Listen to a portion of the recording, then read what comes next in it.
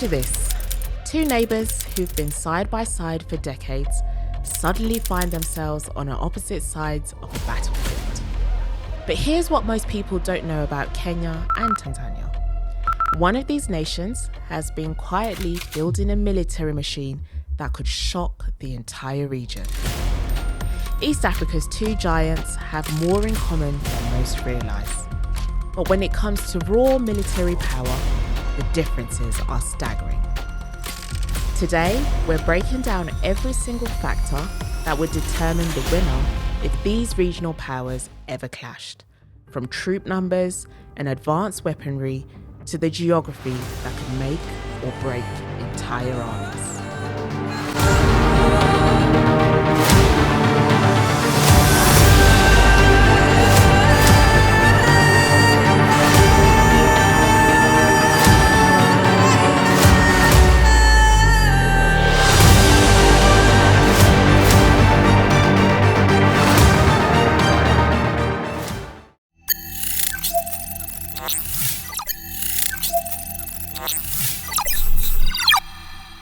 Kenya and Tanzania sit like bookends on Africa's eastern coast, sharing a border that stretches over 750 kilometres.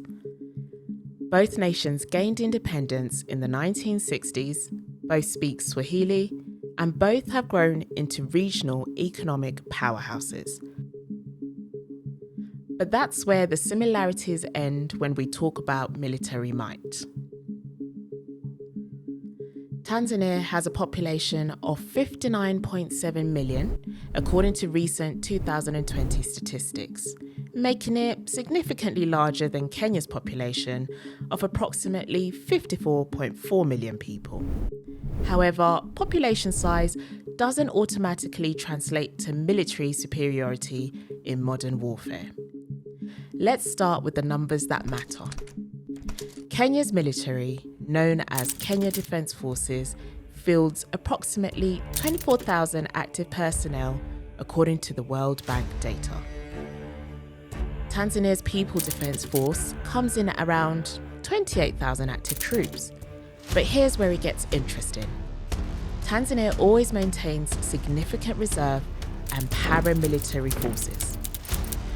Tanzania's total personnel capacity reaches 113 when including reserves and mobilisation potential, while Kenya's reserve capacity sits at approximately 35,000 personnel.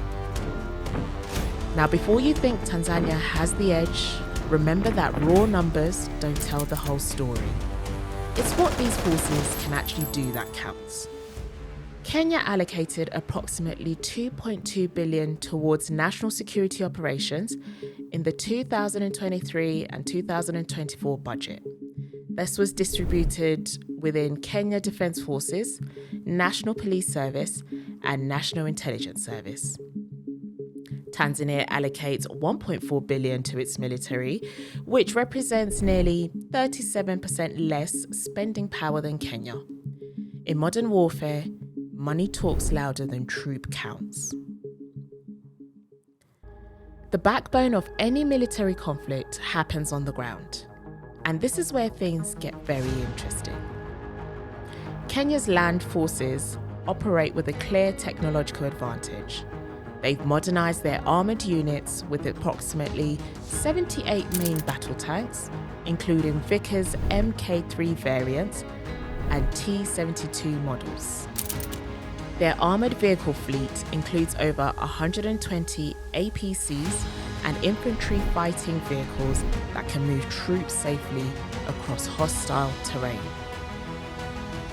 Tanzania's ground forces operate with equipment that includes 30 Chinese Type 59 and 32 T-54/T-55 main battle tanks, a total of 62 main battle tanks compared to Kenya's 78 units.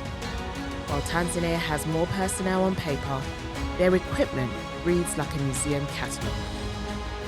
These Chinese Type 59s from the 1960s and Soviet T-54s that saw their heyday during the Cold War were formidable in their time. But against modern armour and anti-tank weapons, they would struggle to survive first contact. Kenya also maintains approximately 185 armoured fighting vehicles compared to Tanzania's estimated 95 units, giving them a significant advantage in mechanised warfare capabilities. But here's where it gets really interesting. Kenya has invested heavily in special forces training. Their elite units have received training from British SAS, Israeli Defence Forces, and US Army Rangers. These aren't just regular soldiers. They're surgical instruments designed for high-value targets and rapid response missions. If you want to win a modern war, you need to control the skies. Kenya's Air Force operates a mixed fleet of approximately 85 total aircraft, including F-5E Tiger II fighters, which might be older aircraft, but they're still capable of air-to-air combat and ground support missions. They maintain 8 fighter aircraft, 15 attack helicopters, and modern transport aircraft that can provide close air support to ground operations. Tanzania's air capabilities show the service currently counts 35 total units in its active aircraft inventory, less than half of Kenya's air assets. Their air force relies heavily on aging Chinese aircraft and a handful of Soviet-era fighters that spend more time in maintenance hangars than in the sky. Tanzania operates only 4 fighter aircraft compared to Kenya's 8, and their attack helicopter fleet is virtually non-existent with just 2 units versus Kenya's 15. The real kicker, Kenya has been modernizing their air defense systems with radar networks and surface-to-air missiles that could make life very difficult for any attacking aircraft. Tanzania's air defense capabilities are minimal at best, leaving air forces vulnerable to air attacks they couldn't counter effectively. Both nations have coastlines along the Indian Ocean, making naval power a crucial factor. Kenya's Navy operates a fleet of approximately 18 vessels, including several patrol boats and the Nyayo-class fast attack craft armed with anti-ship missiles. They've also got modern patrol vessels capable of coastal defense and anti-smuggling operations. Tanzania's naval forces are smaller, with about 12 vessels, consisting mostly of patrol boats suited for coastal security rather than the actual combat operations. In a conflict scenario, Kenya would likely establish naval dominance quickly, potentially cutting off Tanzania's sea-based supply lines and trade routes. Kenya's significant investment in the National Intelligence Service as part of their $2.2 billion security budget gives them a crucial edge in modern warfare. Their intelligence apparatus includes electronic surveillance capabilities, signal intelligence systems, and counterintelligence operations that have been tested in real-world scenarios along their volatile northern borders. Modern conflicts aren't won just by who has bigger guns. They're won by who has better information. Kenya has invested in modern communication systems, surveillance equipment, and intelligence gathering capabilities that would give them a significant edge in any conflict. Their military communications are integrated with civilian emergency services and coordinate complex operations across multiple branches of their armed forces. Tanzania's intelligence and communication systems are more basic, which could lead to coordination problems during high-stress combat situations. While they maintain internal security intelligence capabilities, their signals intelligence and electronic warfare capabilities lag significantly behind Kenya's investments. Here's where things get complicated for both sides. The Kenya-Tanzania border runs through some serious, challenging terrain. You've got the Masai Mara ecosystem, volcanic highlands, and dense forests that would make large-scale military movements a logistical nightmare.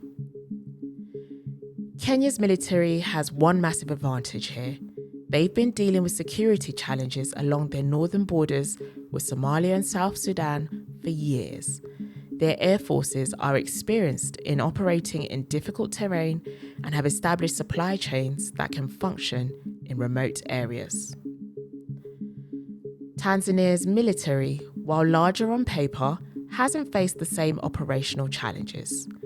Their forces are used to peacekeeping missions and internal security, not the kind of high-intensity conflict that would come with defending against a well-equipped neighbour. This is where things get really interesting. Kenya has strong military relations with the United States, the United Kingdom, and several other NATO countries. They regularly participate in joint training exercises and have access to modern military equipment through these partnerships. Kenya also hosts international military bases and training facilities, which means they have ongoing access to advanced tactical knowledge and operational experience. If a conflict broke out, Kenya would likely receive intelligence support and possibly military aid from their international partners. Tanzania, while maintaining good diplomatic relations globally, doesn't have the same level of military cooperation with major powers. Their international support would likely be limited to diplomatic efforts to end the conflict rather than the material military assistance needed. Military conflicts aren't just fought with bullets and bombs. They're won or lost based on who can sustain their war effort longer. Kenya's economy generates approximately $115 billion in GDP, compared to Tanzania's $75 billion, giving them a significantly more robust economic base to support military operations. In a prolonged conflict, Kenya could maintain military operations and keep their economy functioning while supporting a war effort. Tanzania would face some serious challenges keeping their military supplied and their economy stable during an extended conflict. Kenya's port of Mombasa is also more developed and better defended than Tanzania's Dar es Salaam port, which means Kenya could potentially maintain international trade while disrupting Tanzania's economic lifeline. You can have all the best equipment in the world, but if your soldiers don't know how to use it effectively, it's worthless. Kenya's military has significant advantages in training quality and operational experience. Kenyan forces have been actively engaged in peacekeeping operations in Somalia through AMISOM, giving them real combat experience against irregular forces. They've learned to operate in hostile environments, coordinate air and ground operations, and deal with the psychological pressure of actual combat.